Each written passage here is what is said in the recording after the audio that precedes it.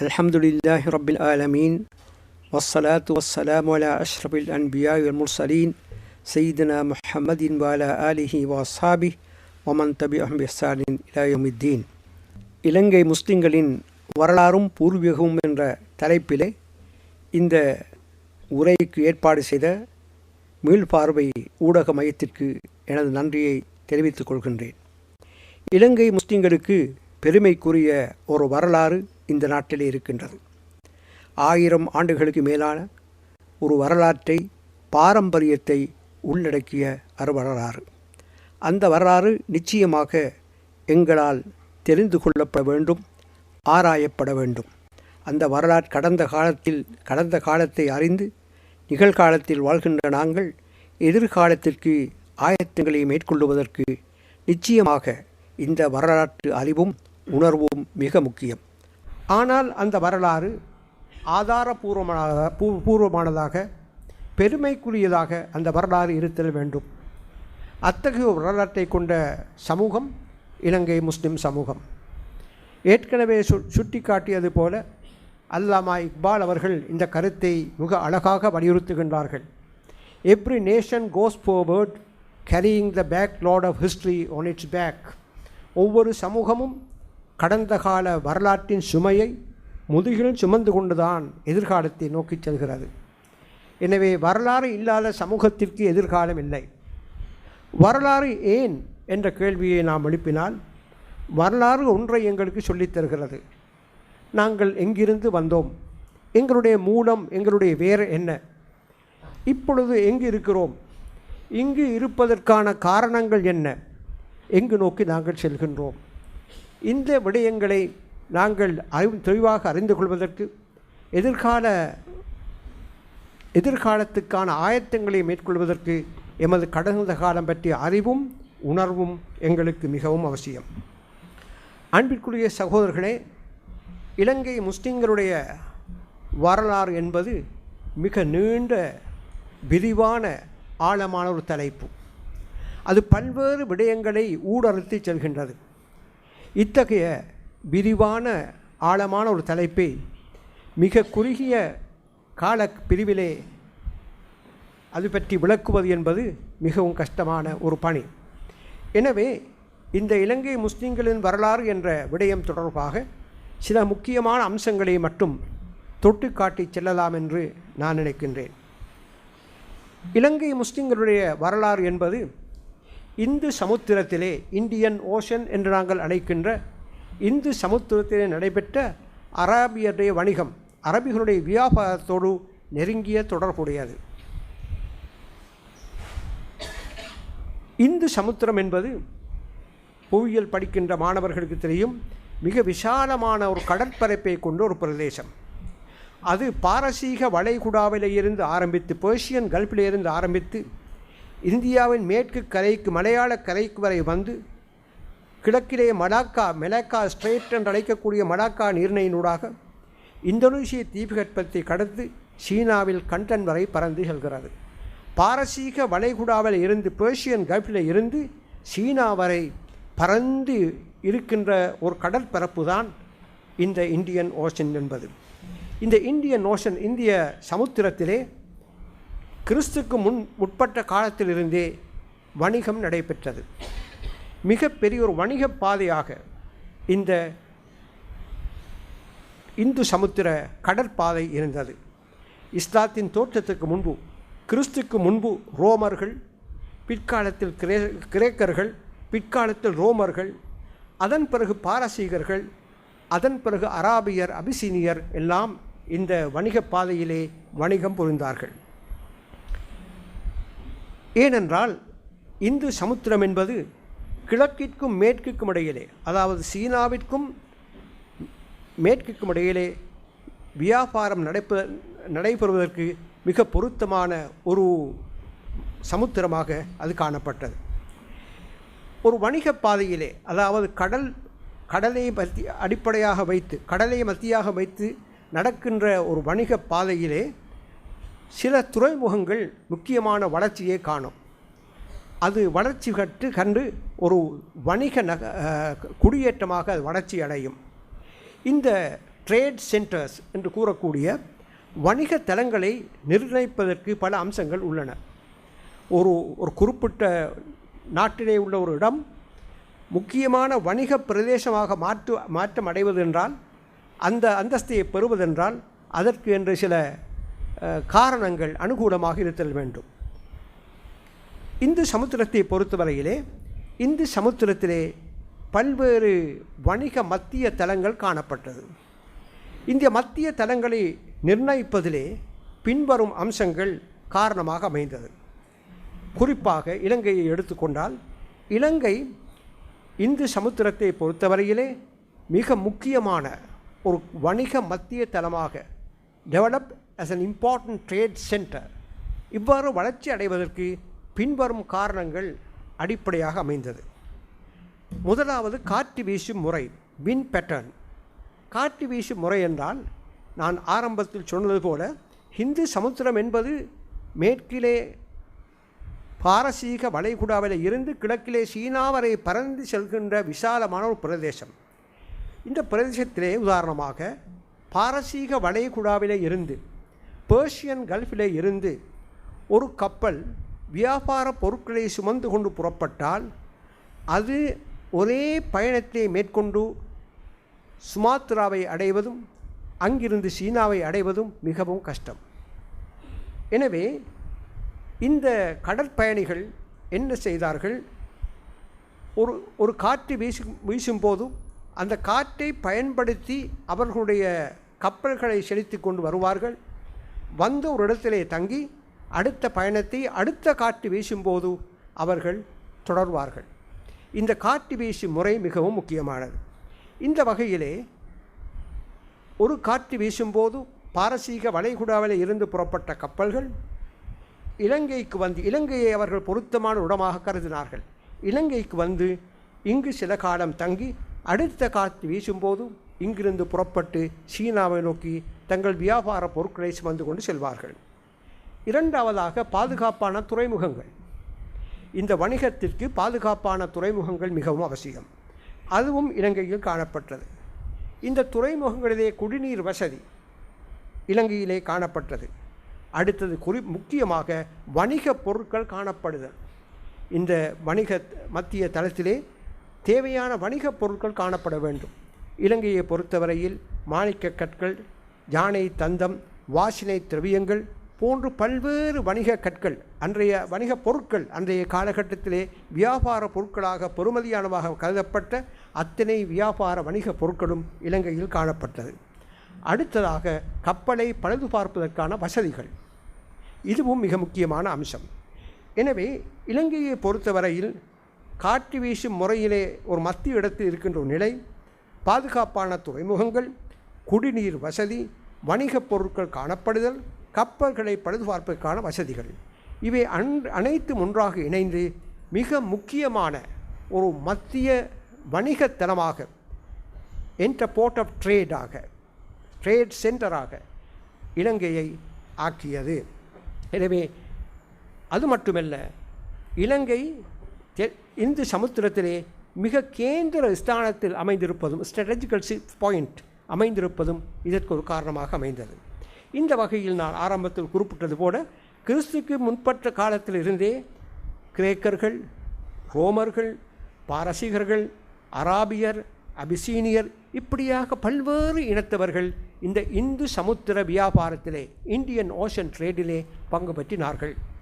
Indian ocean trade என்பது நான் ஏற்கனவே விளக்கிய போது பாரசீக வளைகுடாவுக்கும் சீனாவுக்கும் இடையே நடைபெற்ற, அந்த பாதையிலே நடைபெற்ற வியாபாரம். இலங்கையை பொறுத்தவரையில் இந்த வணிகம் மூலமாக இலங்கையில் ஆரம்ப காலத்திலேயே அரபு குடியேற்றங்கள் காணப்பட்டன. ஏனென்றால் கிறிஸ்துக்கு முன் ஏறக்குறைய 5ஆம் நூற்றாண்டு அளவில் ரோமர்கள், கிரேக்கர்கள் எல்லாம் இந்த வணிகத்திலிருந்து ஒதுங்கி பாரசீகர்களும் அராபியர்களும் இந்த வணிகத்தில் முக்கிய இடம் வகித்த ஒரு காலகட்டம். எனவே இஸ்லாத்துக்கு முற்பட்ட காலத்தில் இலங்கையிலே அரபு வணிகத்திற்காக வந்த அரபு மக்கள் இங்கு சில குடியேற்றங்களை ஏற்படுத்தி கொண்டார்கள். அது மிக வளர்ச்சி அடைந்த குடியேற்றங்கள் அல்ல, ஆனால் சில தற்காலிக குடியேற்றங்கள். இத்தகைய குடியேற்றங்கள் இலங்கையில் காணப்பட்டது. குறிப்பாக மகாவம்சம் இலங்கையின் வரலாற்றை கூறுகின்ற முக்கியமான ஒரு நூல். மகாவம்சத்திலே குறிப்பு வருகின்றது, பண்டுகாப்பைய மன்னன் அனுராதபுரத்திலே வெளிநாட்டு வணிகர்களுக்காக சில இடங்களை ஒதுக்கியிருந்தார். இவ்வாறு ஒதுக்கப்பட்ட இடங்களிலே யவனர்களுக்காக ஒதுக்கப்பட்ட ஒரு இடமும் இருந்தது. யவனர்கள் யார் என்றால், யவனர்கள் என்போர் அரபிகள் என்று மகாவம்சத்தை மொழிபெயர்த்த பேராசிரியர் கைகர் அவர்கள் குறிப்பிடுகின்றார்கள். எனவே இலங்கையிலே அரபு குடியேற்றங்கள், அவர்கள் முஸ்லிம்கள் அல்ல, இஸ்லாத்துக்கு முன்பிருந்தே ஓரளவு காணப்பட்டது என்பதை இந்த மகாவம்சத்தின் குறிப்பு எங்களுக்கு எடுத்து காட்டுகின்றது. அதுபோன்றே சுலைமான் நதுவி என்ற இந்தியாவின் ஒரு பெரும் வரலாற்று அறிஞர், அவரது அரப் நேவிகேஷன் என்ற நூலிலே இஸ்லாத்துக்கு முன்பிருந்தே தென்னிந்திய கரையிலும் இலங்கையிலும் பல குடியேற்றங்கள், அரபு குடியேற்றங்கள் காணப்பட்டதாக குறிப்பிடுகின்றார். அடுத்ததாக, இஸ்லாத்தின் ஆரம்ப காலத்திலேயே அரபு நாட்டிற்கும் இலங்கைக்கும் இடையிலே தொடர்பு இருந்ததையும் வரலாறு எங்களுக்கு எடுத்து காட்டுகின்றது. இப்னு ஷஹரியார் என்று ஒரு அரபு வரலாற்று ஆசிரியர் அஜாயிபுல் ஹிந்த் என்ற ஒரு நூலை எழுதினார். அந்த அஜாயிபுல் ஹிந்த் என்ற வரலாற்று நூலிலே ஒரு சம்பவத்தை குறிப்பிடுகிறார். அதாவது, இலங்கை மன்னன், இலங்கையிலே அரபு வணிகர்கள் இருந்தார்கள். நான் ஆரம்பத்தில் குறிப்பிட்டது போல இஸ்லாத்துக்கு முன்பிருந்தே அரபு வணிகர்கள் இந்த நாட்டிலே இருந்தார்கள். இந்த நாட்டிலே இருந்த அரபு வணிகர்கள் நிச்சயமாக அரபு நாட்டிலே இஸ்லாத்தின் எழுச்சியை பற்றி கேள்விப்பட்டிருப்பார்கள். ஏன், வியாபாரிகள் வருவார்கள் போவார்கள். இந்த வியாபாரிகள் மூலமாக அந்த அரபு நாட்டில் தோன்றியுள்ள புதிய மார்க்கத்தை பற்றி இவர்கள் கேள்விப்பட்டிருப்பார்கள். எனவே இந்த நாட்டு அரசன் ஒரு தூதுக்குழுவை அனுப்பினான், அரபு நாட்டுக்கு சென்று இந்த புதிய மார்க்கத்தை பற்றி அறிந்து வரும்படி. ஒரு அக்ரபோதி, மூன்றாம் அக்ரபோதி, தேர்ட் அக்ரபோதி இவருடைய காலப்பிரிவிலே தான் இது நடந்தது. இந்த அக்ரபோதி மன்னன் ஒரு தூதுக்குழுவை அனுப்பினான், அரபு தீபகற்பத்துக்கு சென்று புதிதாக அந்த நாட்டிலே தோன்றி இருக்கின்ற மதத்தை பற்றி அறிந்து வரும்படி. இது இந்த நாட்டிலே இருந்த அரபு வணிகர்களின் தூண்டுதலினால் நடைபெற்றிருக்கலாம் என்று வரலாற்று ஆசிரியர்கள் அபிப்பிராயப்படுகின்றார்கள். இந்த தூதுக்குழு அந்த காலத்திலே கடல் பயணம் என்பது மிகவும் நீண்ட காலத்தை எடுக்கும், அபாயகரமான பயணமாகவும் அமையும். இந்த தூதுக்குழு அரபு நாட்டை அடைந்த போது இஸ்லாத்தின் தூதர் ஸல்லல்லாஹு அலைஹி வஸல்லம் அவர்கள் மரணித்திருந்தார்கள்.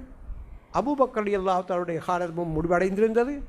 உமர் ரலியல்லாஹு தஆலா அன்ஹுடைய காலப்பிரிவிலே தான் இந்த தூதுக்குழு மக்காவை மதீனாவை சென்று அடைகின்றது.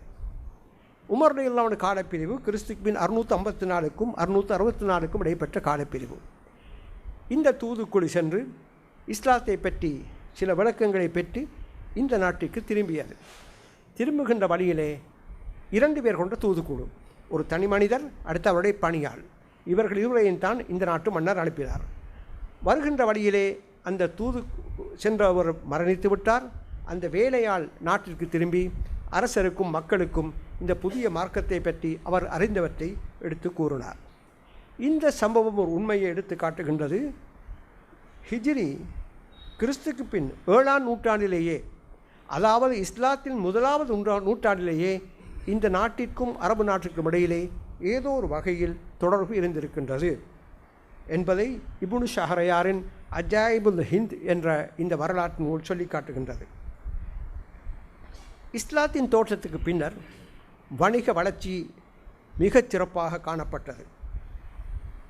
கிறிஸ்துக்கு பின் 8ஆம் நூற்றாண்டிலே அதாவது இஸ்லாத்தின் 1வது நூற்றாண்டிலே இலங்கையில் அரபு குடியேற்றங்கள் காணப்பட்டன என்பதற்கு அல் பலாசுரி என்னும் ஒரு வரலாற்று ஆசிரியர் ஃபுதூஹுல் புல்தான் என்னும் நூலிலே குறிப்பிடுகின்ற ஒரு சம்பவம் ஆதாரமாக அமைகின்றது.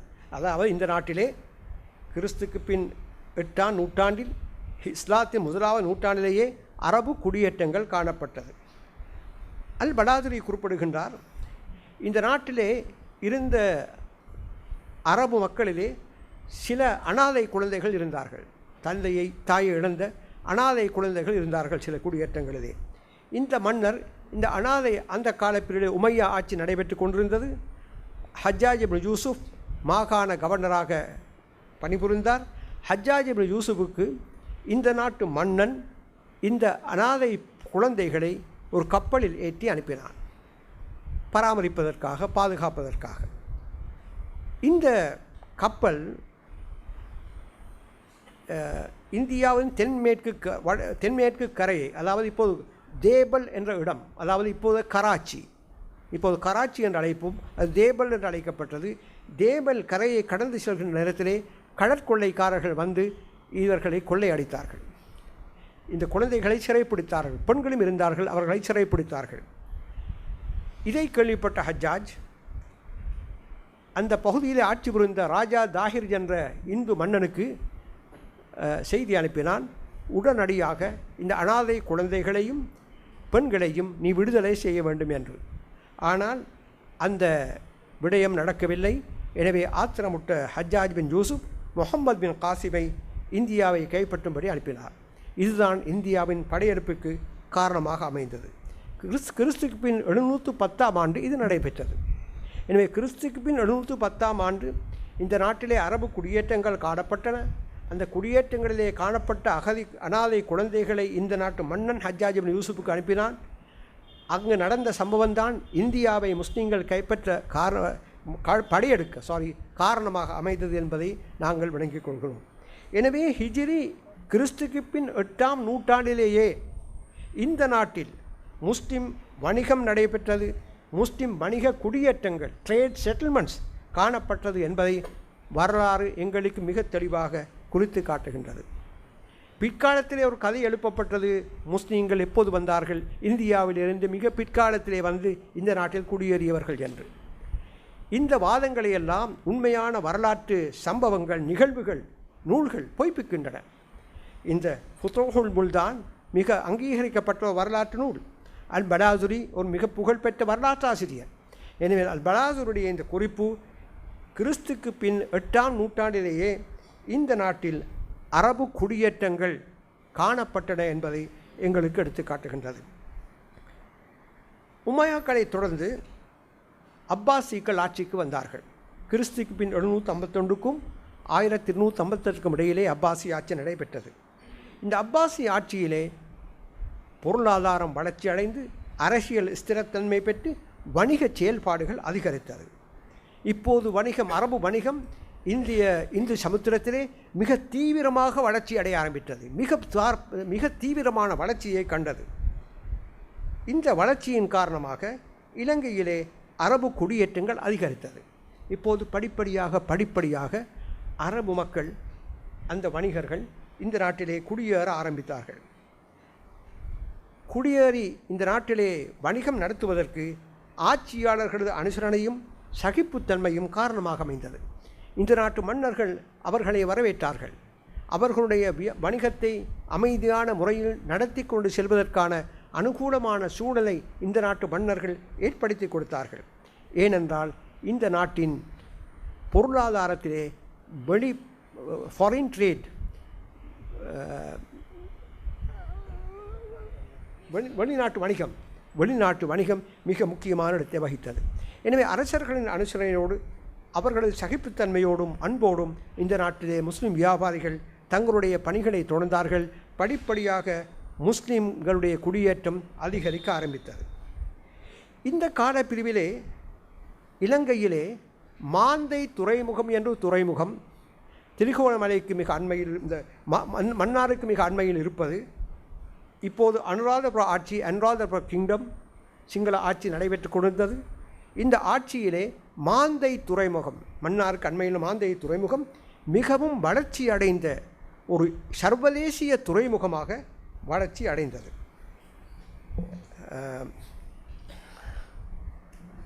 அனுராதபுர ஆட்சியின் பிரதான துறைமுகமாக விளங்கியது. கிழக்கிற்கும் மேற்குக்கும் இடையிலான வணிகத்திலே, அதாவது பாரசீக வளைகுடாவுக்கும் சீனாவுக்கும் இடையிலான வணிகத்திலே இந்த மாந்தை துறைமுகம் மிக மிக முக்கியமான இடத்தை வகித்தது. ஏனென்றால் இந்த துறைமுகத்தை ஒரு முக்கியமான பாதை அனுராதபுரத்தோடு தலைநகரோடு இணைத்தது. இந்த வணிகத்திலே அரபு மக்கள் மிக முக்கியமான இடத்தை வகித்தார்கள். அரபு மக்கள் பெருமளவு குடியேறி வணிகம் நடத்திய வணிகத்தில் ஈடுபட்ட ஒரு துறைமுகமாக மாந்தை துறைமுகம் விளங்கியது. மாந்த, மகத்திட்ட, மாந்தொட்ட என்று பல்வேறு பெயர்களால் இதனை அழைப்பார்கள். இந்த மாந்தை துறைமுகம் இலங்கையிலே மிக புகழ்பெற்ற வணிகத்தலமாக வளர்ச்சியடைந்த அதே காலப்பிரிவிலே பாரசீக வளைகுடாவிலே சீராஃப் என்று SIRAF சீராஃப் என்னும் ஒரு துறைமுகம் மிக உயர்ந்த வளர்ச்சியை கண்டது வணிகத்திலே. மாந்தை துறைமுகத்துக்கும் பாரசீக வளைகுடாவிலே சீராஃப் துறைமுகத்துக்கும் இடையிலே வணிக தொடர்புகள் இருந்ததையும் இதில் அரபு வணிகர்கள் மிக முக்கியமான இடத்தை வகித்ததையும் வரலாறு எங்களுக்கு காட்டுகின்றது. எனவே மாந்தை துறைமுகத்திலே வரலாறு என்பது சில ஆதாரங்களை கொண்டது. இந்த ஆதாரங்கள் 2 வகைப்படும். ஒன்று டாக்குமெண்ட்ரி எவிடன்சஸ், அதாவது வரலாற்று ஆசிரியர்கள் எழுதி வைத்துள்ள குறிப்புகள். இப்போது நான் சொன்னேன் படாசுதீனுடைய புத்துகுல் புல்தான், இப்னு ஷஹரியாருடைய அஜாயிபுல் ஹிந்த், இவையெல்லாம் டாக்குமெண்ட் ஹிஸ்ட்ரி, இவையெல்லாம் வரலாற்று நூல்கள். ஒருவருக்கு சொல்லலாம், என்ன ஆதாரம், யாதோ அரபு வரலாற்று ஆசிரியர் இவற்றை எழுதி வைத்துவிட்டு போயிருக்கலாம் என்று சொல்லி டாக்குமெண்ட்ரி எவிடன்சஸை நூல்கள் புத்தகங்கள் மூலமாக வரலாற்று நூல்கள் மூலமாக பெறுகின்ற சாட்சியத்தை ஆதாரத்தை நிராகரித்து விடலாம். ஆனால் அந்த டாக்குமெண்ட்ரி எவிடன்சஸ், அந்த வரலாற்று நூல்களின் ஆதாரங்கள் தொல்பொருள் சான்றுகளால், ஆர்கியாலஜிக்கல் எவிடன்சஸால் உறுதிப்படுத்தப்பட்டால் அது எவராலும் மறுக்க முடியாத மிகவும் பலமான வரலாற்றுமையாக மாறிவிடும். அதாவது மாந்தை, நான் அதை விளக்கமாக எடுத்து சொல்கிறேன். மாந்தையிலே முஸ்லீம் குடியேற்றம் காணப்பட்டது. இந்த மாந்தையிலே முஸ்லீம் குடியேற்றங்கள் காணப்பட்டது என்பதற்கும் பாரசீக வளைகுடாவுக்கும் சீனாவுக்கும் இடையே நடைபெற்ற வணிகத்திலே அவர்கள் மிக முக்கியமான இடத்தை வகித்தார்கள் என்பதற்கும் பாரசீக வளைகுடாவில் உள்ள சீராஃப் துறைமுகத்துக்கும் அவர்களுக்கும் இடையிலே தொடர்பு இருந்ததற்கும் மிகச்சிறந்த ஆதாரமாக இருக்கின்றது. இந்த மாந்தை தீவை சுற்றி 3 இன்ஸ்கிரிப்ஷன்ஸ், சிலாசனம், அதாவது கல்வெட்டுக்கள் கண்டுபிடிக்கப்பட்டது. புளியந்தீவிலே ஒரு கல்வெட்டு கண்டுபிடிக்கப்பட்டது, எலிபிட்டியாவிலே இன்னொரு கல்வெட்டு கண்டுபிடிக்கப்பட்டது, திருக்கேஸ்வரத்திலே இன்னொரு கல்வெட்டு கண்டுபிடிக்கப்பட்டது. இந்த கல்வெட்டுகள் கண்டுபிடிக்கப்பட்ட முறை, அது எது பற்றி பேசுகின்றது என்பதெல்லாம் எனது நூலிலே விளக்கமாக நான் எழுதியிருக்கின்றேன். அதனுடைய புகைப்படத்தையும் நான் அதிலே போட்டிருக்கின்றேன். இலங்கை நூதன சாலையிலே ஸ்டோன் கடலுக்கு நீங்கள் சென்றால் திருக்கேஸ்வர இன்ஸ்கிரிப்ஷனையும் எலிபிட்டிய இன்ஸ்கிரிப்ஷனையும் புளியந்தீவு சிலாசனத்தையும் நீங்கள் பார்க்கலாம். எனவே அடுத்தது, இந்த 3 சிலாசனங்களும் கூஃபி எழுத்து வழியிலே இருக்கின்றது. கூஃபிக் ஸ்கிரிப்ட், அது அந்த கால பிரிவிலே அரபு மக்கள் மத்தியிலே மிகவும் பிரபல்யமாக இருந்த ஸ்கிரிப்ட். எனவே இப்போது நாங்கள் பார்க்கிறோம், கிறிஸ்துக்கு பின் 10ஆம் நூற்றாண்டு அளவிலே இந்த நாட்டில் வணிகத்தில் முஸ்லீம்கள் மிக முக்கியமான இடத்தை வகித்தார்கள். மாந்தை துறைமுகத்திலே அவர்கள் ஆதிக்கம் செலுத்தினார்கள். பாரசீக வளைகுடாவோடு தொடர்பு கொண்டார்கள். மாந்தைக்கும் சீராவுக்கும் இடையிலே ஒரு இணைப்பாக விளங்கினார்கள் என்பதற்கு இந்த புளியந்தீவு, எலிபிட்டிய, திருக்கேஸ்வரம் சாசனங்கள் ஆதாரமாக அமைகின்றது. அது மட்டுமல்ல, ஏறக்குறைய 5 ஆண்டுகளுக்கு முன்பு மாந்தையிலே அகழ்வாராய்ச்சி செய்தார்கள். அதாவது இந்த நிலத்தை அகழ்ந்து அதிலே உள்ள அந்த எக்ஸ்கவேஷன்ஸ் சொல்லுவோமே, இந்த புதைப்பொருள் ஆராய்ச்சி செய்தார்கள். இந்த புதைப்பொருள் ஆராய்ச்சியிலே மத்திய கிழக்கு மட்பாண்டங்கள், பாரசீக வளைகுடாவைச் சேர்ந்த மட்பாண்டங்கள் கண்டுபிடிக்கப்பட்டன. மிடில் ஈஸ்டர்ன் செரமிக்ஸ் கண்டுபிடிக்கப்பட்டது. இந்த மாந்தையிலே கண்டுபிடிக்கப்பட்ட இந்த மட்பாண்டங்கள் செரமிக்ஸுக்கும் சீராஃப் துறைமுகத்திலே செய்யப்பட்ட அகழ்வாராய்வுகளும் கண்டுபிடிக்கப்பட்ட சிரமிகளுக்கும் இடையிலே ஒருமைப்பாடு காணப்படுகின்றது. எனவே மாத்தா பிரிகட் என்று ஒரு பெண்மணி, ஒரு வரலாற்று ஆசிரியை, தி எக்ஸ்கவேஷன்ஸ் அட் மாந்தை என்று ஒரு ஆய்வு கட்டுரையை எழுதியிருக்கிறார். அந்த ஆய்வு கட்டுரையிலே இதனை நிறுவுகிறார். மாந்தை என்பது மிகப்பெரிய துறைமுகமாக விளங்கியது. அது இலங்கையிலே இந்து சமுத்திர வணிகத்திலே மிக மிக செல்வாக்கு மிக்க வணிக மத்திய தளமாக விளங்கியது. அதிலே அரபு வணிகர்கள் மிக முக்கியமான பங்கை கொண்டார்கள் என்பதற்கு இந்த மட்பாண்டங்களும் இந்த சிலாசனங்களும் சாட்சியமாக அமைகின்றது. எனவே இப்போது இவருக்கும் சொல்ல முடியாது, நாங்கள் இந்த நாட்டிலே 14ஆம் நூற்றாண்டில் வந்தோம், 15ஆம் நூற்றாண்டில் வந்தோம், இந்தியாவில் வந்தோம் என்று எவருமே அதனை தட்டி கழிக்க முடியாது. ஏனென்றால் வரலாற்று ஆதாரங்களான ஆர்கியோலஜிக்கல் எவிடன்சஸ், தொல்பொருள் சான்றுகள், ஆதாரங்கள் இவற்றை உறுதிப்படுத்துகின்றது.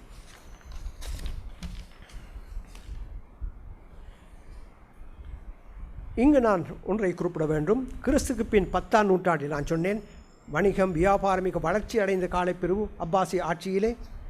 இந்த ஆட்சியிலே அரபு வணிகர்கள் மிக முக்கியமான இடத்தை வகித்தார்கள். மாந்தை துறைமுகம் மிக முக்கியமான இடத்தை வகித்தது. இதே காலப்பிரிவிலே கொழும்பில் ஒரு முஸ்லீம் குடியேற்றம் காணப்பட்டது. இந்த குடியேற்றம் மிகவும் முக்கியமான ஒரு குடியேற்றம். கொழும்பிலே ஒரு முஸ்லீம் குடியேற்றம் காணப்பட்டதையும் அந்த முஸ்லீம் இலங்கையில் வாழ்ந்த முஸ்லீம்களுக்கும் அப்பாசிய ஹிலாஃபத்தில் இருந்த பக்தாத், அவர் தலைநகரான பக்தாதுக்கும் இடையிலே தொடர்பு இருந்ததற்கும் ஆதாரம் இருக்கின்றது. அதாவது கொழும்பிலே ஒரு சிலாசனம் கண்டுபிடிக்கப்பட்டது. சொல்லுவார்கள் கலம்பு இன்ஸ்கிரிப்ஷன்ஸ் என்று. நீங்கள் மியூசியத்துக்கு போனால் ஸ்டோன் கேலரியிலே கலம்பு இன்ஸ்கிரிப்ஷன் 1 என்று ஒன்று இருக்கும். அதுதான் அந்த இன்ஸ்கிரிப்ஷன். அதாவது அந்த இன்ஸ்கிரிப்ஷன் அதிலே ஒரு ருசிகரமான ஒரு கதை இருக்கின்றது. மிக அழகான கூஃபி எழுத்திலே அந்த இன்ஸ்கிரிப்ஷன் காணப்படுகின்றது. இலங்கையிலே முஸ்லீம்கள் பக்தாத் ஹலீஃபாவுக்கு அறிவித்தார்கள், எங்களுக்கு சன்மார்க்கத்தை போதிப்பதற்கு எவருமே இல்லை, எனவே எங்களுக்கு மார்க்கத்தை போதிப்பதற்காக ஒரு மார்க்க அறிஞனை அனுப்பி வைக்க வேண்டும் என்று பக்தாத் ஹலீஃபாவுக்கு எழுதினார்கள், அறிவித்தார்கள். பக்தாத் ஹலீஃபா, அப்பாசிய ஹலீஃபா ஹாலித் பின் அபு பக்காயா என்னும் மார்க்க அறிஞரை அவர் அனுப்பி வைத்தார்.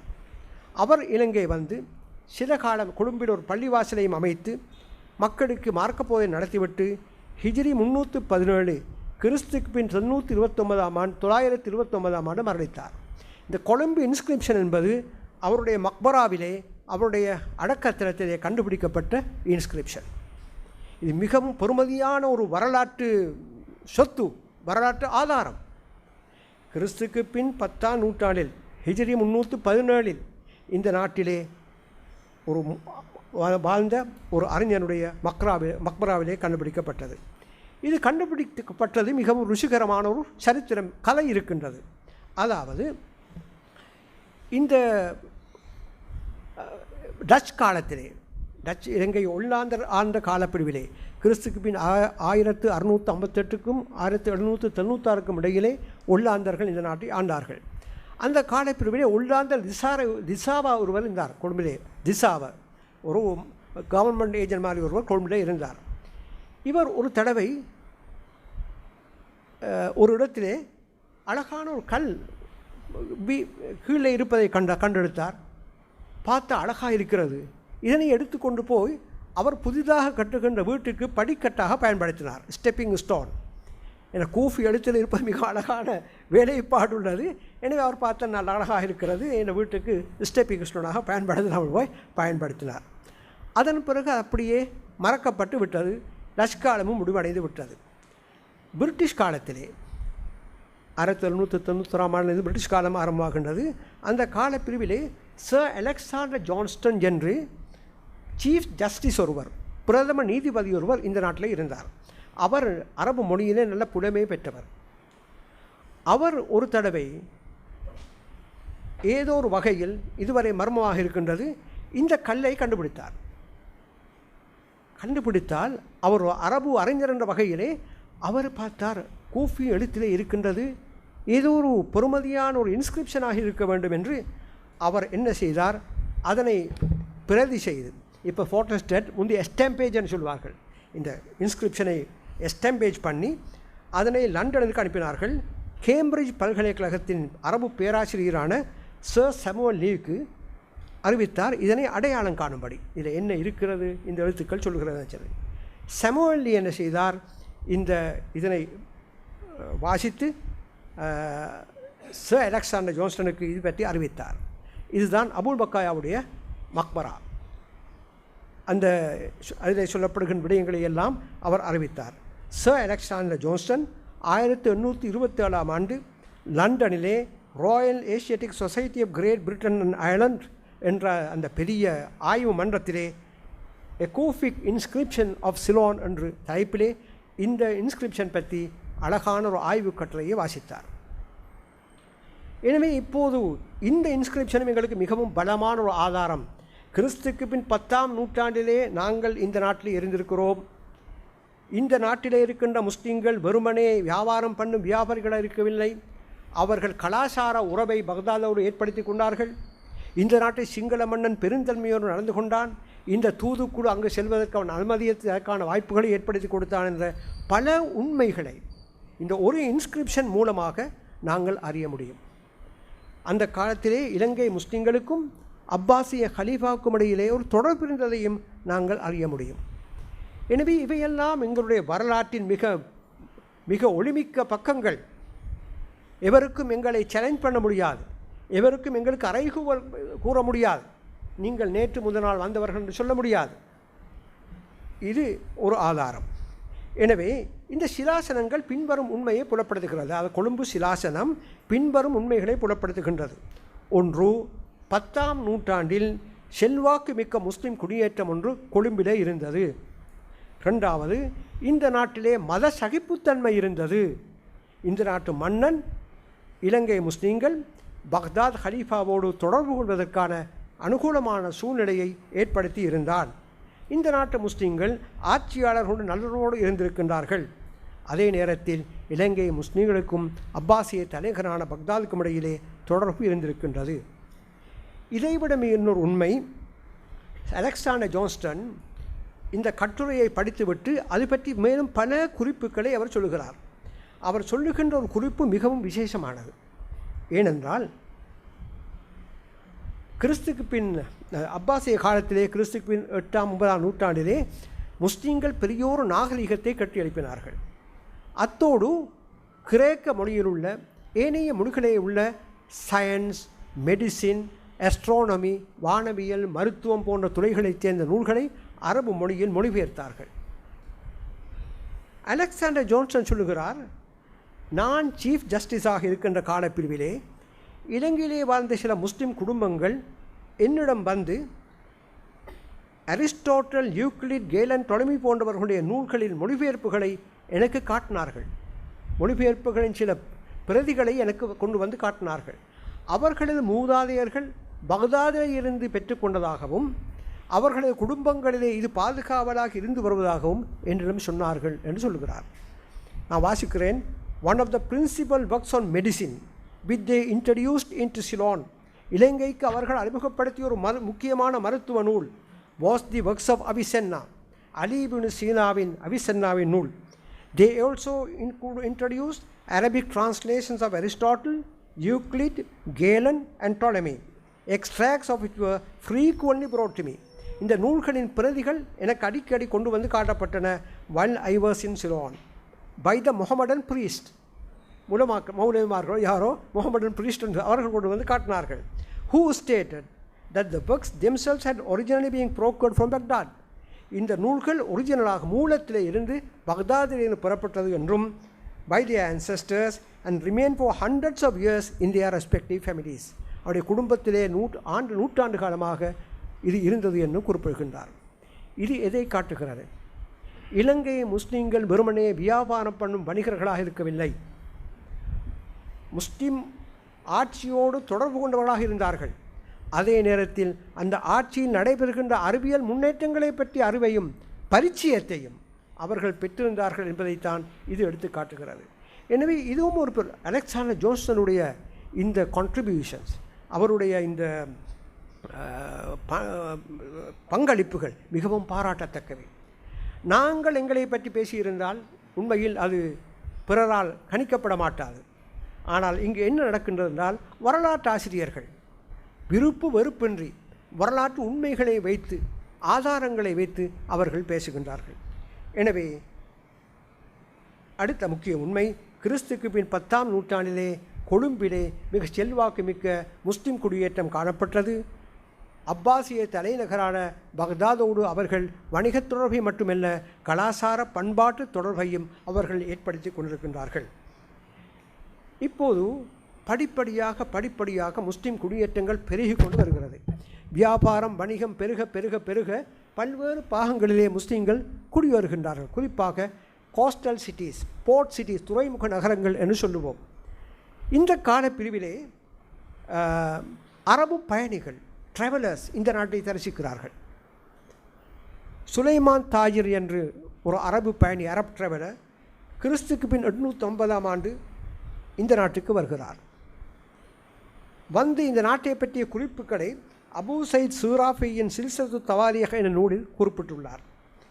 அடுத்ததாக அல் மசூதி என்னும் அரப் ஜோகிரஃபர் அண்ட் ஹிஸ்டோரியன், அரபு புவியியல் அறிஞர், வரலாற்று அறிஞர், கிறிஸ்துக்கு பின் 950ஆம் ஆண்டு இலங்கையின் தரிசிக்கிறார்.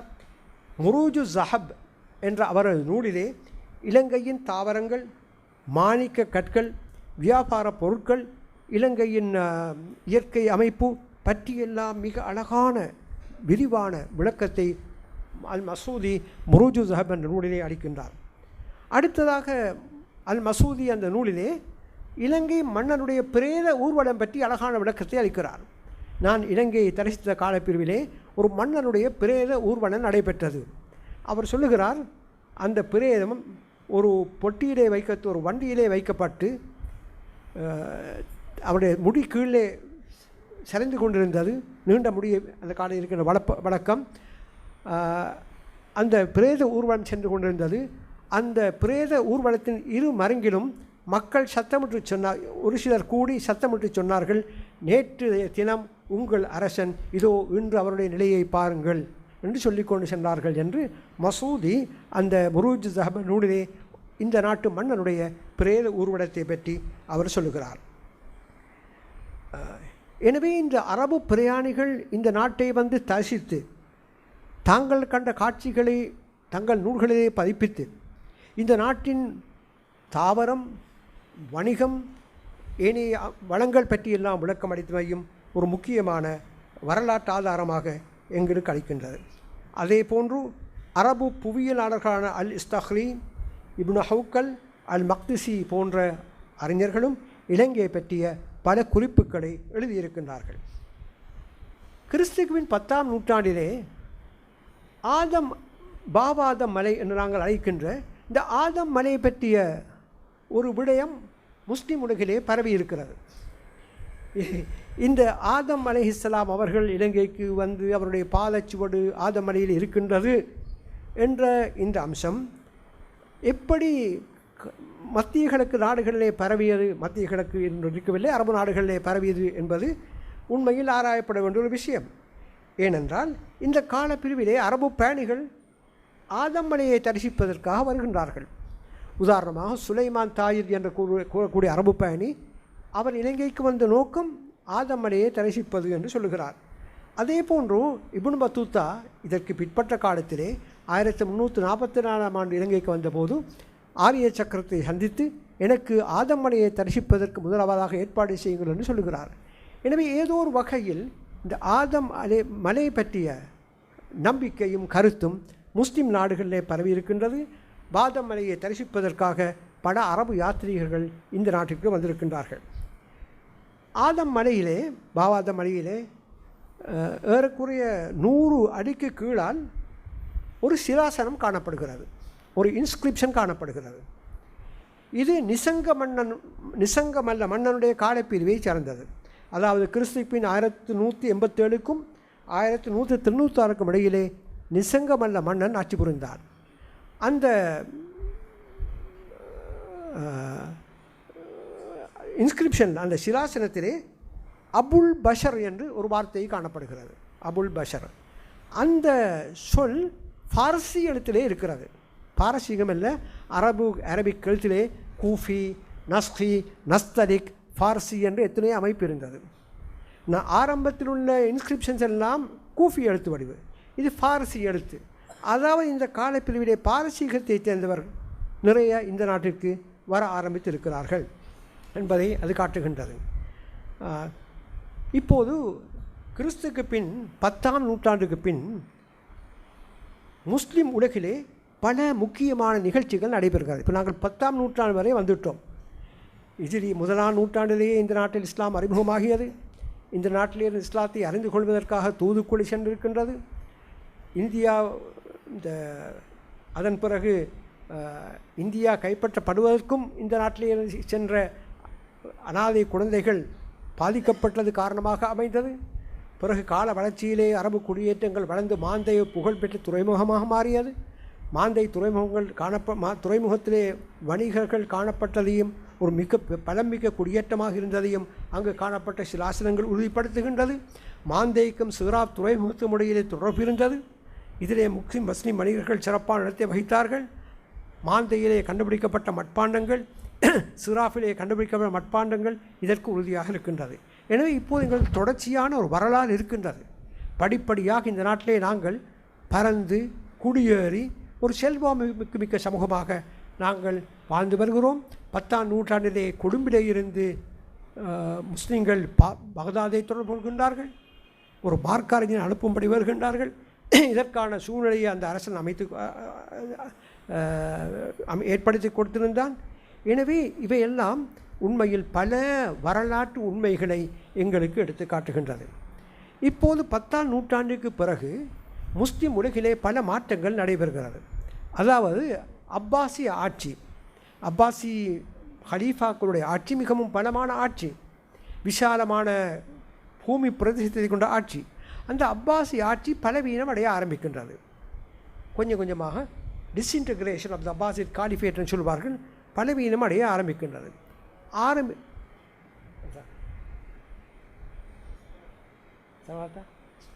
அந்த பலவீனமடைய ஆரம்பித்ததும் அந்த அப்பாசிய ஹலீஃபாவுடைய அதிகாரம் குறைந்து பக்கத்து மாகாண ஆங்காங்கிருந்த மாகாண ஆட்சியாளர்கள் சிறு சிறு ஆட்சிகளை ஏற்படுத்துகின்றார்கள். சிற்றரசுகள் தோன்ற ஆரம்பிக்கின்றது. பகதாத் அதனுடைய முக்கியத்துவத்தை இழக்கின்றது. இப்போது படிப்படியாக பகதாத், நான் பெரிய நீண்ட சரித்திரத்தை மிக சுருக்கமாக சொல்கின்றேன், அதனுடைய முக்கியத்துவத்தை இழக்குகின்றது. இழப்பதோடு ஏன் முக்கியத்துவம் பெறுகின்றது. அதற்கு பிறகு நாங்கள் பெறுவோம்.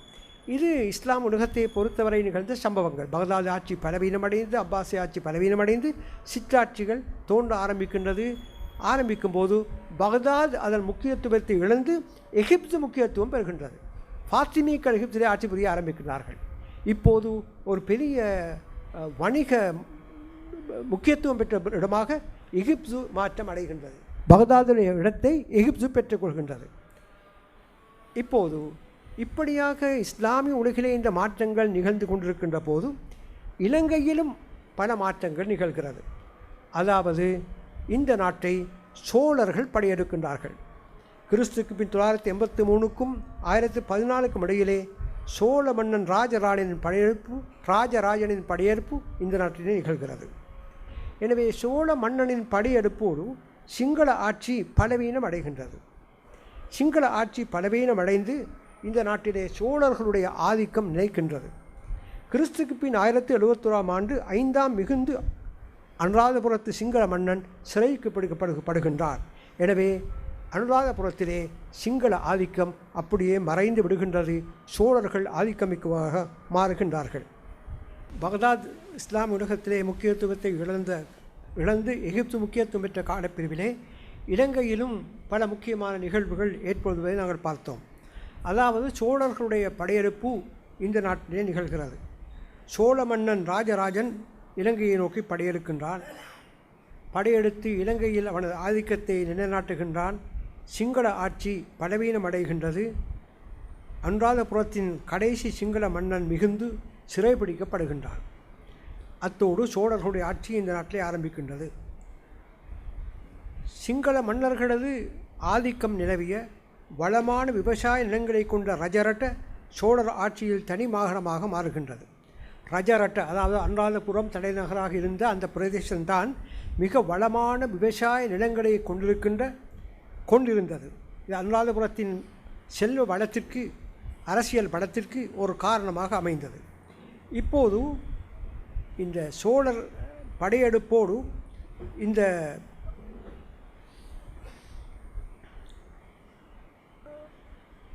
இந்த பிரதேசம் ரஜரட்டையின் தனிமாகாணமாக, இந்த சோழர் ஆட்சியின் தனிமாகாணமாக ரஜரட்டை மாறுகின்றது. சோழர் படையெடுப்போது அன்றாதபுரத்தில் இருந்த சிங்களவர்கள், ரஜரட்டையில் இருந்த சிங்களவர்கள் தென்மேற்கு நோக்கி நகர்கிறார்கள். தென்மேற்கு பிரதேசத்தை நோக்கி நகர்கிறார்கள். நகர்ந்து இப்போது இந்த நாட்டிலே விவசாயத்தை விட வெளிநாட்டு வணிகம்தான் பொருளாதாரத்தில் முக்கியத்துவம் பெறுகின்றது. விவசாய பிரதேசங்களெல்லாம் சோழர்களின் ஆதிக்கத்தின் கீழ் இருக்கின்றது. எனவே இந்த நாட்டின் பொருளாதாரத்தை கட்டி எழுப்ப வேண்டும் என்றால் வெளிநாட்டு வணிகம் தீவிரமாக ஊக்குவிக்கப்பட வேண்டும். எனவே முதலாவது விஜயபாகு மன்னன் கிறிஸ்துக்கு பின் 1070 சோழர்களை வெளியேற்றி பொலன்னறுவையை தலைநகரமாக மாற்றுகின்றார். இப்போது அனுராதபுரையிலிருந்து பொலன்னறுவை தலைநகரமாக மாறுகின்றது. விஜயபாகு மன்னன் வணிகத்திலே தீவிர ஆர்வம் காட்டினான். வெளிநாட்டு வணிகத்தை மிக தீவிரமாக ஊக்குவித்தான். வெளிநாட்டு வணிகம் என்று வரும்போது முஸ்லிம்கள் அதிலே சிறப்பிடம் பெறுகின்றார்கள். எனவே விஜயபாகு மன்னனுடைய காலப்பிரிவிலே முஸ்லிம்கள் மன்னனோடு ஒத்துழைத்து வெளிநாட்டு வணிகத்தை கட்டி எழுப்பினார்கள். இப்போது இன்னொரு மாற்றம் இந்த நாட்டில் நிகழ்கிறது. கிறிஸ்துவின் 11ஆம் நூற்றாண்டு இறுதியில் மாந்தை துறைமுகம் முக்கியத்துவத்தை இழக்குகின்றது. நாங்கள் ஆரம்பத்தில் பார்த்த வணிகத்திலே மிகவும் செல்வாக்கு பெற்ற துறைமுகமாக விளங்கிய பாரசீக வளைகுடாவோடு தொடர்பு ஏற்படுத்திக் கொண்ட அந்த மாந்தை துறைமுகம் முக்கியத்துவத்தை இழந்து திரிகோணமலை துறைமுகம் முக்கியத்துவம் பெறுகின்றது. இது இலங்கை வரலாற்றில் நிகழ்ந்த நிகழ்வுகள். கிறிஸ்துக்கு பின் 12ஆம் நூற்றாண்டு முதல் 14ஆம் நூற்றாண்டு அடுத்த காலகட்டம். முதலாம் பராக்கிரமபாகுடைய காலப்பிரிவு கிறிஸ்துக்கு பின் 1153 முதல் 1186 வரை. முதலாம் பராக்கிரமபாகு இந்த நாட்டிலே அரசியல் ஒருமைப்பாட்டை தோற்றுவித்தார். பலமான ஒரு ஆட்சியை அவர் கட்டி எழுப்பினார். முதலாவது பொலிட்டிக்கல் யூனிட்டி, அரசியல் ஒருமைப்பாடு தோற்றுவிக்கப்பட்டது. வணிக வளர்ச்சிக்கு சாதகமான சூழல் உருவாக்கியது. இந்த காலகட்டத்திலே வெளிநாட்டு வணிகத்தில் முஸ்லீம்கள் இன்னும் முக்கியத்துவம் பெறுகின்றார்கள். இப்போது நாங்கள் பார்க்கின்றோம் விஜயபாகுடைய காலம், பராக்கிரமாவுடைய காலம். இந்த காலப்பிரிவிலே இலங்கை நாட்டிற்கு கை கொடுக்கும் ஒரு அம்சமாக இலங்கை நாட்டின் பொருளாதாரத்தை கட்டியெழுப்புகின்றதாக இருந்தது விவசாயத்தை விட வெளிநாட்டு வணிகம். எனவே திரிகோணமலை முக்கியத்துவம் பெற்றது. திரிகோணமலை துறைமுகம் ஓமான், யமன் நாட்டு வணிகர்கள் ஒன்று கூடும் முக்கிய இடமாக விளங்கியது.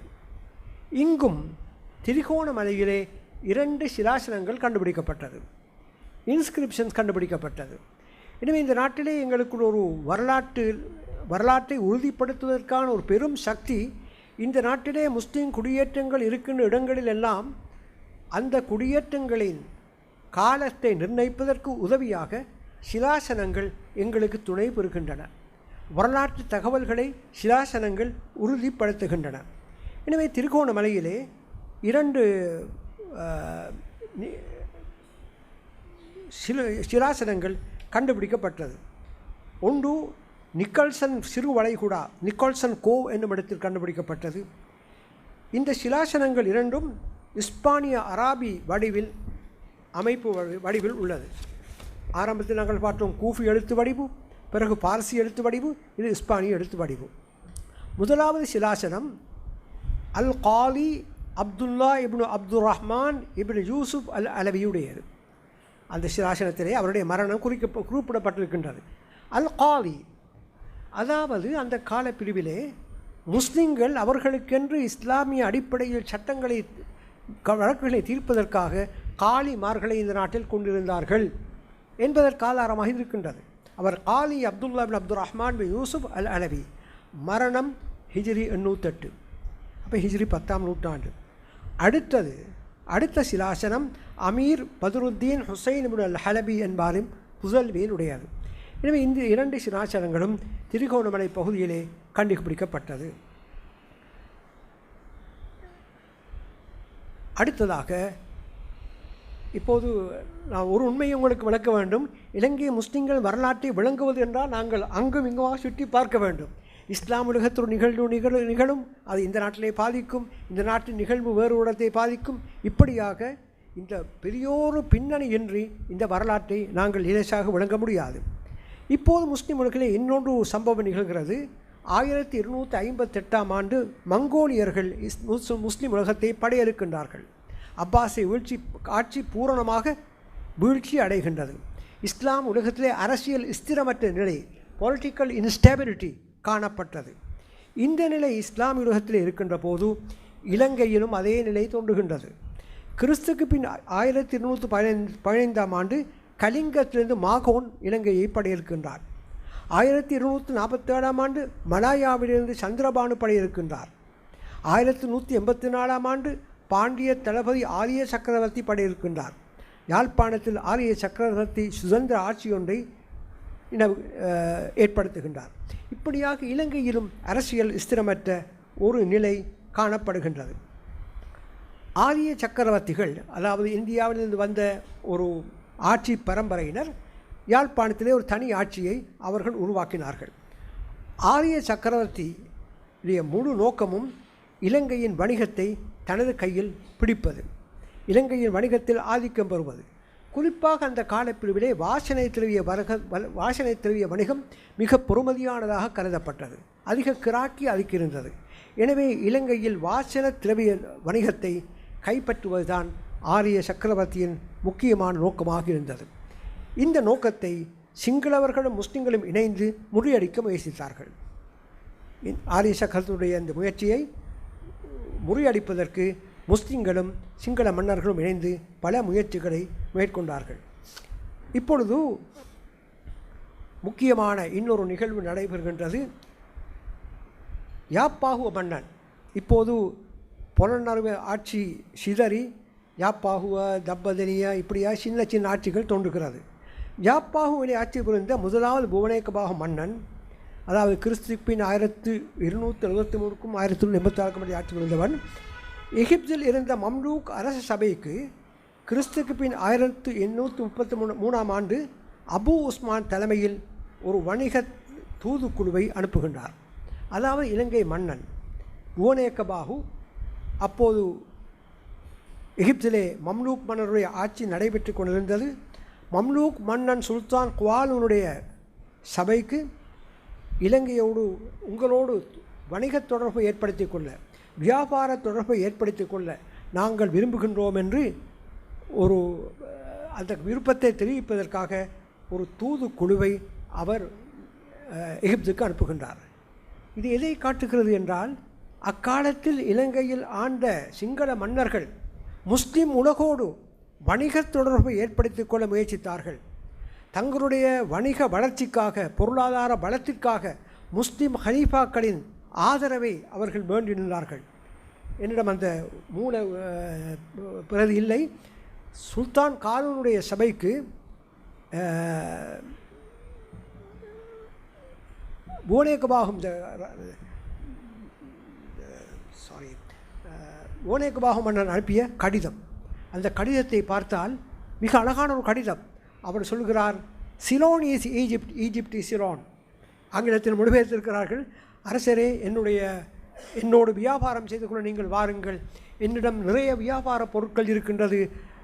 மாணிக்க கற்கள் இருக்கின்றன, யானை தந்தங்கள் இருக்கின்றன, பொறுமதியான மரங்கள் எனது காட்டிலே இருக்கின்றன. இவையெல்லாம் வளங்கள். இந்த வளங்களை வைத்து உங்களோட தொடர்பு கூட வியாபார தொடர்பு ஏற்படுத்திக் கொள்ள விரும்புகின்றேன். நீங்கள் வாருங்கள் என்று மிக அன்பாக இந்த நாட்டு அரசர் ஒரு தூதுக்குழு அனுப்பி வியாபார தொடர்பை ஏற்படுத்திக் கொள்ள விரும்புகின்றார் மம்லூக் மன்னரோடு. எனவே இவையெல்லாம் எங்களுடைய சரித்திரத்தின் பெருமதியான பக்கங்கள். இந்த நாட்டின் பொருளாதார வளத்திற்கு, வெளிநாட்டு வணிகத்திற்கு நாங்கள் எவ்வளவு தூரம் பங்களிப்பை செய்திருக்கிறோம் என்பதைத்தான் இவையெல்லாம் எங்களுக்கு எடுத்து காட்டுகின்றது. எனவே இந்த மம்லூக் மன்னருடைய சபைக்கு ஒரு தூதுக்குழுவை இலங்கை மன்னன் அனுப்புகின்றான். இதற்கு காரணம் முஸ்லிம்களுடைய சர்வதேச தொடர்புகள், கடல் பயணத்தில் அவர்களுக்கு இருந்த தேர்ச்சி, அனுபவம், ஆட்சியாளர்கள் நம்பிக்கை. இது மூன்றையும் எங்களுக்கு உணர்த்துகின்றது. சிங்கள ஆட்சியாளர்கள் எவ்வளவு தூரம் முஸ்லிம்களிலே நம்பிக்கை வைத்தார்கள், முஸ்லிம்களை பயன்படுத்தி தூதுக்குழுவை அனுப்பினார்கள். அதே நேரத்தில் இந்த தூதுக்குழுவில் இடம்பெறுவதற்கு முஸ்லிம்கள் தான் தகுதி வாய்ந்தவர்கள் இருந்தார்கள். சர்வதேச தொடர்புகள் அவர்களுக்கு இருந்தது. கடல் பயணத்தில் அவர்களுக்கு அனுபவம் இருந்தது. இந்த அவர்களுடைய ஆற்றல் அனுபவங்களை நாட்டின் நன்மைக்காக அவர்கள் வழங்கினார்கள். பெரிய தேசிய பங்களிப்பை முஸ்லிம்கள் செய்திருக்கின்றார்கள். எனவே மம்லூக் சுல்தான் குவாலனுடைய தூதுக்குழு, அனுப்பப்பட்ட தூதுக்குழு எல்லா வகையிலும் மிக முக்கியமான இடத்தை வகிக்கின்றது. இந்த தூதுக்குழுவின் பின்னர் இலங்கையிலே மிக கணிசமான வணிக வளர்ச்சி ஏற்பட்டதற்கு ஒரு ஆதாரம் இருக்கிறது. அதாவது சுல்தான் குவாலூனின் காலப்பிரிவை சார்ந்த நாணயங்கள் கொழும்புக்கும் கண்டிக்கும் இடையில் கண்டுபிடிக்கப்பட்டது. இதுவும் இன்னொரு ஆதாரம். கொழும்புக்கும் கண்டிக்கும் இடையிலே இந்த மம்லூக் மன்னன் காலூன், அதாவது பூனேகபாக மன்னன் தூது அனுப்பிய காலூன் மன்னனின் காலப்பிரிவை சேர்ந்த நாணயங்கள் கண்டுபிடிக்கப்பட்டிருக்கிறது. பேராசிரியர் காட்ரிங்டன் சிலோன் காயின் அண்ட் கரன்சி என்ற நூலிலே இவற்றை பற்றி மிக அழகாக குறிப்பிடுகின்றார். இப்போது 13ஆம் நூற்றாண்டிற்கு வருவோம். 13ஆம் நூற்றாண்டிலே முஸ்லிம் வணிக குடியேற்றங்கள் கரையோர பகுதியில் பரவலாக காணப்பட்டது. கரையோர பகுதியெல்லாம் பரவலாக முஸ்லிம் வணிக குடியேற்றங்கள் காணப்பட்டது. கொழும்பு, களுத்துறை, பேருவலை, காலி, வெளிகாமம், சேவந்துறை ஆகிய பிடங்கள் வணிகத்தில் மிக முக்கியமான இடத்தை வகித்தது. சீனாவிலே இருந்து பாரசீக வளைகுடா வரை சீன கப்பலில் பயணம் செய்த மார்க்கோ போலோ சீனாவிலிருந்து பாரசீக வளைகுடா வரை ஒரு சீன கப்பலில் பயணம் செய்தார். அவர் இலங்கையின் கரையோர பகுதிகளில் பெருமளவு அரபு வணிகர்கள் காணப்பட்டதாக குறிப்பிடுகின்றார். இதுவும் மிக ஆதாரபூர்வமான ஒரு குறிப்பு. கிறிஸ்துக்கு பின் 1344ஆம் ஆண்டு இப்னு பத்தூதா இலங்கைக்கு வருகின்றார். இலங்கைக்கு வந்து இலங்கையின் பல பகுதிகளிலும் அவர் பயணம் செய்கின்றார். அவருடைய வரலாற்று குறிப்புகள் முஸ்லிம்களுடைய குடியேற்றங்களை பற்றி பல முக்கிய குறிப்புகளை எங்களுக்கு எடுத்து தருகின்றது. கரையோர பகுதிகளிலும் மலைநாட்டு பகுதிகளிலும் குறிப்பாக சப்ரகம மாகாண பிரதேசங்களிலும் முஸ்லிம் குடியேற்றங்கள் காணப்பட்டதையும் மிகச் செல்வாக்கோடும் வளத்தோடும் முஸ்லிம்கள் வாழ்ந்ததையும் இப்னு பத்தூதாவுடைய பிரயாண குறிப்புகள் எங்களுக்கு எடுத்து காட்டுகின்றது. கிறிஸ்துக்கு பின் 1410ஆம் ஆண்டு சீனாவின் மன்னன் செங்ஹோ முஸ்லிம் மாலுமி, முஸ்லிம் நேவல் ஆஃபீஸர் செங்ஹோவின் தலைமையில் 3 மொழிகளாலான ஒரு சிலாசனத்தை இலங்கை மன்னனுக்கு அனுப்புகின்றார். அவர் இன்ஸ்கிரிப்ஷன் சீன மொழி, பாரசீக மொழி, தமிழ் மொழி, இந்த 3 மொழிகளிலும் அமைந்த ஒரு சிலாசனத்தை 1410ஆம் ஆண்டு சீன தளபதி செங்ஹோவினால் கொண்டு வரப்படுகின்றது. அந்த இன்ஸ்கிரிப்ஷனில் சிலாசனத்திலே இலங்கையிலே உள்ள வணக்கத்தலங்களுக்கு சில அன்பளிப்புகளை அந்த சீன மன்னன் அனுப்பியிருந்தார். இதை சுமந்து வருபவர் ஒரு முஸ்லிம் மாலுமி, நேவல் கமாண்டர், சீன தளபதி. இதை சொல்லுவார்கள் ட்ரைலிங்குவல் இன்ஸ்கிரிப்ஷன், மும்மொழி சாசனம். இந்த சாசனம் மிகவும் விசேஷமானது. ஏனென்றால் சிங்கள மொழியில் இது இல்லை. பாரசீகம், தமிழ், சீனம், இந்த 3 மொழிகளில் தான் இருக்கின்றது. இந்த சிலாசனம் 1921ஆம் ஆண்டு காலியிலே கிரிப்ஸ் ரோடும் இடத்திலே டெமலேன் என்னும் ஒரு நீர்ப்பாய்ச்சல் என்ஜினியரால் கண்டுபிடிக்கப்பட்டது. இப்போது அது மியூசியத்திலே இருக்கின்றது. இப்போ இந்த சிலாசனம் எங்களுக்கு எதை காட்டுகின்றது? இந்த காலப்பிரிவிலே வணிக மொழிகளாக, லாங்குவேஜ் ஆஃப் கொமோஸாக சீனம், பாரசீகம், தமிழ் மொழிகள் இருந்தன. இந்த காலப்பிரிவிலே வணிக மொழியாக, லாங்குவேஜ் ஆஃப் கொமோஸாக தமிழ் மிக முக்கியமான இடத்தை பெற்றது, சீனம் மிக முக்கியமான இடத்தை பெற்றது, பாரசீகம் மிக முக்கியமான இடத்தை பெற்றது. அடுத்ததாக கோட்டையில் ஆட்சி புரிந்த 6ஆம் பராக்கும்பாவின் காலப்பிரிவில் இயற்றப்பட்ட பரவி சந்தேசிய, கோகில சந்தேசிய போன்ற சந்தேச காவியங்கள், அதாவது தூது பிரபந்தங்கள், தமிழிலும் தூது பிரபந்தங்கள் உண்டு. இதே போன்ற சிங்களத்திலே 6வது பராக்கிரமபாகு காலப்பிரிவில் தூது பிரபந்தங்கள் இயற்றப்பட்டன. பறவையை தூது விடுவது, பரவி சந்தேசிய, கோகில சந்தேசிய போன்ற சந்தேச காவியங்கள். ஒரு பறவையை விட்டு அந்த பறவை செல்கின்ற இடத்தையெல்லாம் அந்த பறவை விளக்கி கொண்டு விவரித்து கொண்டு போகும். அப்படி தான் அந்த காவியம் அமைந்திருக்கும், தூது பிரபந்தம் அமைந்திருக்கும். இதிலே அந்த சந்தேச காவியம் எடுத்து காட்டுகின்றது. வெலிகம முக்கிய துறைமுகமாக இருந்ததை குறிப்பிடுகின்றது. மிக முக்கியமான துறைமுகமாக வெலிகம இருந்ததை குறிப்பிடுகின்றது. கிறிஸ்துக்கு பின் 13-14 நூற்றாண்டுகள் இந்த காலப்பிரிவில் தான் செங்கோவின் மும்மொழி சிலாசனமும் கொண்டு வரப்படுகின்றது. 2ஆம் பராக்கிரமபாகு மன்னனின் அமைச்சரான தேவ பிரதிராஜா தேவந்துரை கோவிலுக்கு முன்னால் பொருத்திய கல்வெட்டு தென்னிலங்கை வணிகத்தில் முஸ்லிம்கள், தமிழர், பிராமணர் பங்கு பெற்றியதை குறிப்பிடுகின்றது. 13-14-15 நூற்றாண்டுகளில் தமிழ் மொழி பரவலாக தென்னிலங்கையில் குறிப்பாக பயன்படுத்தப்பட்டதை நாம் அறிய முடிகின்றது. வெலிகமையில் முஸ்லிம் பெண்கள் தமிழில் பேசி தமிழில் பாடினர் என திசர சந்தேசிய, பரவி சந்தேசிய போன்ற தூது பிரபந்தங்கள் குறிப்பிடுகின்றன. இவை எனவே இக்கால பிரிவில் தமிழ் மிக முக்கியமான ஒரு வணிக மொழியாக மாறி இருப்பதை நாங்கள் பார்க்க முடிகின்றது. இப்போது நாங்கள் வேறு வழிய முஸ்லிம் குடியேற்றத்துக்கு நாங்கள் வருவோம்.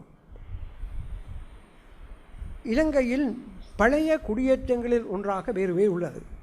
ஆனால் இலங்கையில் முஸ்லிம்கள் வேறு வழியில் தான் முதல் குடியேறினார்கள் என்பது அதற்கு எத்தகைய வரலாற்று ஆதாரமும் இல்லை. முதல் குடியேற்றம் என்று வேறு வழியை நாங்கள் குறிப்பிட முடியாது. அதற்கு எத்தகைய வரலாற்று ஆதாரமும் இல்லை. ஆனால் ஆரம்பத்தில் நான் குறிப்பிட்டது போல பல கரையோர துறைமுக குடியேற்றங்களிலே மிக பழைய குடியேற்றங்களில் வேறு வழியும் ஒன்று. கிறிஸ்துக்கு பின் 12, 13, 14 நூற்றாண்டுகளில் தென்மேற்கு கரையில் ஒரு முக்கிய துறைமுகமாக பேருவளை இருந்தது. இந்த பேருவளை குடியேற்றம் பற்றி பல கருத்துக்கள் இருக்கிறது. அதனால் தான் உங்கள் விரிவாக நான் சொல்லுகிறேன். பேருவளை குடியேற்றம் பற்றி சைமன் காசி செட்டி என்று ஒரு வரலாற்று ஆசிரியர் அவர் சொல்லுகிறார், 9ஆம் நூற்றாண்டளவில் கால் பட்டணத்தில் குடியேறிய முஸ்லிம்கள் 1024ஆம் ஆண்டு வேறுவளையில் குடியேறினார்கள் என்று. கால் பட்டணத்திலிருந்து வந்த ஒரு குடியேற்றம் தான் வேறுவளை குடியேற்றம் என்று அவர் சொல்லுகிறார். பொன்னம்பலம் ராமநாதன் கிறிஸ்துக்கு பின் 1350ஆம் ஆண்டில் தான் காயல் பட்டண குடியேற்றம் இடம்பெற்றதாக கருதுகின்றார். இவ்வாறு குடியேறியவர்கள் இனத்தால் தமிழர்கள் என்றும் பொன்னம்பலம் ராமநாதன் சொல்லுகிறார். பொன்னம்பலம் ராமநாதன் எங்களுடைய சரித்திரத்தை பொறுத்தவரையிலே மிகவும் முக்கியமான ஒருவர். ஏனென்றால் அவர் முழுக்க முயற்சித்தார். இந்த நாட்டு முஸ்லீம்கள் தமிழர்களின் வழித்தோன்றர்கள், அரபுகளுடைய வழித்தோன்றர்கள் அல்ல. ஏனென்றால் அக்கால பிரிவில் இப்போது பார்லிமெண்ட் இருப்பது போல சட்ட நிரூபண சபையில் முஸ்லிம்களை தமிழர் தான் பிரதிநிதித்துவம் செய்தார். ராமநாதன் தான் முஸ்லிம்களுடைய பிரதிநிதியாகவும் இருந்தார், தமிழருடைய பிரதிநிதியாகவும் இருந்தார். முஸ்லிம்கள் அவர்களுக்கென்றொரு தனி பிரதிநிதி தேவை, ஒரு முஸ்லிம் பிரதிநிதி தேவை என்ற கோஷத்தை முன்வைத்தார்கள். இதற்கு மறுப்பாக பொன்னம்பலம் ராமநாதன் சொன்னார், அவசியமில்லை, நீங்கள் தமிழர்கள், நீங்கள் இனத்தால் தமிழர்கள், எனவே ஒரு தமிழர் உங்களை பிரதிநிதித்துவப்படுத்துவது எத்தகைய ஒரு தவறும் இல்லை என்று சொன்னார். இதனை நிரூபிப்பதற்காகத்தான் தி எத்னாலஜி ஆஃப் மூவர்ஸ் ஆஃப் சிலோன், இலங்கை முஸ்லீம்களின் இனப்பூர்வீகம் என்ற பெயரிலே ஒரு நூலை அவர் எழுதினார். அந்த நூலிலே வேறுவடை குடியேற்றம் மிக பிற்காலத்தில் ஏற்பட்டது என்றும், அது காயல் பட்டணத்தில் வந்த ஒரு சிலரால் குடியேற்றப்பட்டது என்றும், அவர்கள் உண்மையில் தமிழர்கள் தான், பிறகு இஸ்லாத்தை ஏற்றுக்கொண்டவர்கள் என்றும் கூறி முஸ்லீம்களுடைய அந்த அரபு பூர்வீகத்தை பருப்பதற்காக முழு முயற்சியையும் அவர் செய்தார். ஆனால் அதே கால பிரிவில் அல்ஹம்துலில்லாஹ் ILM அப்துல் அசீஸ் என்னும் ஒரு இலங்கை அறிஞர், முஸ்லீம் கல்விக்காக இவ்வளவு பாடுபட்ட ஒரு பேரறிஞர், சீர்திருத்தவாதி, அவர் இந்த ராமநாதனுடைய இந்த புத்தகத்தை ஆட்சேபித்து ஒரு நூல் எழுதினார், A Criticism of the Ethnology of Movers of Ceylon என்ற நூலிலே இலங்கை முஸ்லீம்கள் பூர்வீகத்தால் அரபிகள் என்பதை அவருக்கு கிடைத்த ஆதாரங்களை வைத்து அந்த காலப்பிரிவிலே மிக அழகாக அவர் நிறுவினார். வென் சென்டன் என்னும் வரலாற்றாசிரியர் கிறிஸ்துக்கு பின் 604இல் ஜெமன் நாட்டைச் சேர்ந்த ஒரு குடியேற்றம் வேறுவழியில் இருந்ததாகவும், ஒரு பாரம்பரிய குடியேற்றம் என்றும், அது பற்றிய ஆவணங்கள் அவரிடம் இருப்பதாகவும் குறிப்பிட்டிருக்கிறார். 1200ஆம் ஆண்டு பெரிய முதலி மரிக்கார் என்னும் வேறுவழியில் பிரபல்யமிக்க வணிகராக ஒருவர் திகழ்ந்தார். இந்த பெரிய முதலி மரிக்கார் இலங்கையிலே நெசவு தொழிலை வளர்ச்சி அடைய செய்வதற்காக சாலிய பட்டத்திலே இருந்து நெசவாளர்களை அழைத்து வந்தார். இதற்காக அவருக்கு சிங்கள மன்னன் பட்டயங்கள் வழங்கி கௌரவித்ததாக அலெக்சாண்டர் ஜோன்ஸ்டன் குறிப்பிடுகின்றார். இத்தாலிய கடல் பயணி மர்கினோனி 14ஆம் நூற்றாண்டில் சீனாவுக்கு செல்லும் வரையில் இலங்கையில் பெருவிலிஸ் துறைமுகத்தை வந்தடைந்ததாக கூறுகின்றார். இது பேர்வலையை குறிப்பதாக ஹென்றி யூல் குறிப்பிடுகின்றார். எனவே பேர்வலையும் இலங்கை முஸ்லிம்களுடைய வரலாற்றில் மிக முக்கியமான இடம் பெறுகின்ற ஒரு குடியேற்றம் என்பதையும் சர்ச்சைக்கு உள்ளாக்கப்பட்ட குடியேற்றம் என்பதையும் விளக்கவே நான் இதனை சொன்னேன். 14ஆம் நூற்றாண்டில் பேருவலை ஒரு முஸ்லிம் வணிக நிலையமாக அக்கால பிரிவில் திகழ்ந்ததை சிங்கள தூது பிரபந்தங்களான கிரா சந்தேசிய, பரவி சந்தேசிய, கஹகுரு சந்தேசிய ஆகியவற்றில் உள்ள குறிப்புகள் மூலம் நாங்கள் அறிய முடிகின்றது. 14ஆம் நூற்றாண்டுகளில் இலங்கையில் ஏற்பட்ட முக்கியமான அம்சம், பக்தாதின் வீழ்ச்சிக்கு பின்னர் இலங்கை முஸ்லிம்களுக்கு முஸ்லிம் உலகோடு எத்தகைய தொடர்பும் இருக்கக்கூடிய வாய்ப்பும் இருக்கவில்லை. இந்த கால பிரிவில்தான் தென்னிந்தியாவோடு இலங்கை முஸ்லிம்களுக்கு தொடர்பு ஏற்படுகின்றது. மாபார் பிரதேசத்திலே குடியேறியிருந்த கால் பட்டணத்தில் குடியேறியிருந்த முஸ்லீம்கள் இக்கால பிரிவில் இலங்கையோடு வணிகம் செய்ய ஆரம்பிக்கின்றார்கள். இலங்கையில் வணிகத்திற்காக வருகின்றார்கள். இந்த மாபர் பிரதேச முஸ்லீம்களுக்கும் இலங்கை முஸ்லீம்களுக்கும் இடையில் ஏற்பட்ட ஒரு நெருங்கிய தொடர்பு அவர்களுடைய தனித்துவத்தை பாதுகாப்பதற்கு பெருமளவு துணை புரிந்தது. இந்த இந்திய முஸ்லிம்களும் இலங்கை முஸ்லிம்களும் இணைந்து ஒரு பெரும் வணிக பணியை இக்காலப்பில் 15ஆம் நூற்றாண்டில் செய்தார்கள். புத்தளம், சிலாபம், நீர்கொழும்பு, கொழும்பு, களுத்துறை, பேருவலை, மக்கொண, அலுத்கமை, காலி, வெலிகம, மாத்தறை ஆகிய இடங்களில் செல்வாக்கு மிக்க முஸ்லிம் குடியேற்றங்கள் காணப்பட்டதை நாங்கள் காண முடிகின்றது. நான் நினைக்கின்றேன் இப்போது நாங்கள் ஒரு முக்கியமான கட்டத்துக்கு வந்திருக்கின்றோம். 14ஆம் நூற்றாண்டு அளவில் இலங்கை முஸ்லீம்கள் கரையோரப் பகுதிகளில் மட்டுமல்ல, மலை நாட்டில் கூட முஸ்லீம்கள் மிகவும் செல்வாக்கு மிக்கவர்களாக காணப்பட்டார்கள். உண்மையில் போர்த்துகேயர் வருகைக்கு பிறகு புவனேக்குவாக மன்னனால் வெளியேற்றப்பட்ட முஸ்லீம்கள் தான் கண்டியில் போய் குடியேறினார்கள். சினரத் மன்னன் அவர்களுக்கு பாதுகாவல் கொடுத்தான் என்று ஒரு கருத்திருக்கின்றது. ஆனால் அது உண்மை. அதற்கு முன்னராகவே முஸ்லீம்கள் கண்டி ராச்சியத்தோடு தொடர்பு ஏற்படுத்தி கொண்டார்கள். கண்டி மன்னனுக்கு துணையாக வியாபாரத்தில் ஈடுபட்டார்கள். கண்டி ராச்சியத்துக்கு உதவியாக வணிகத்தில் ஈடுபட்டார்கள். கண்டி மன்னன் பிற நாடுகளுடன் தொடர்பு கொள்வதற்கு முஸ்லீம்கள் சிறந்த ஊடகமாக விளங்கினார்கள். எனவே இந்த அடிப்படையில் கண்டி மாகாணத்துக்கும் முஸ்லீம்கும் இடையிலே மிக நெருங்கிய தொடர்பு காணப்பட்டது. கண்டி ராச்சியத்தில் செல்வாக்கு மிக்க ஒரு சமூகமாக முஸ்லீம்கள் விளங்கினார்கள். கண்டி மன்னன் அவர்களுக்கு ஆதரவு வழங்கினான். அவர்களுக்கு உயர்ந்த பதவிகளை கொடுத்தான். குறிப்பாக இந்த நாட்டிற்கு முஸ்லீம்கள் வணிகத்துறையில் ஆற்றிய பங்களிப்பு கண்டியை பொறுத்தவரையில் மிக விசேஷமான உரத்தை பெறுகின்றது. கண்டி ராஜ்யத்தின் பொருளாதாரத்தை கட்டி எழுப்புவதற்கு அவர்கள் மிகச்சிறந்த ஒரு பங்களிப்பை செய்தார்கள். கண்டி மண்ணின் விசுவாசத்தை அவர்கள் பெற்று அவர்கள் செயல்பட்டார்கள். ஏனென்றால் கண்டி ராஜ்யத்திலே விவசாயம் ஒரு பக்கம் இருக்க, வணிகத்தை பொறுத்தவரையில் கண்டி மன்னர்கள் அவ்வளவு தூரம் ஆர்வம் காட்டவில்லை.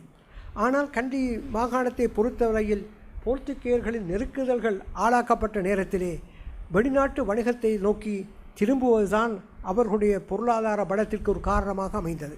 இந்த வெளிநாட்டு வணிகத்தை நோக்கி திரும்புவதற்கு முஸ்லீம் வணிகர்களைத்தான் அவர்கள் பயன்படுத்தினார்கள்.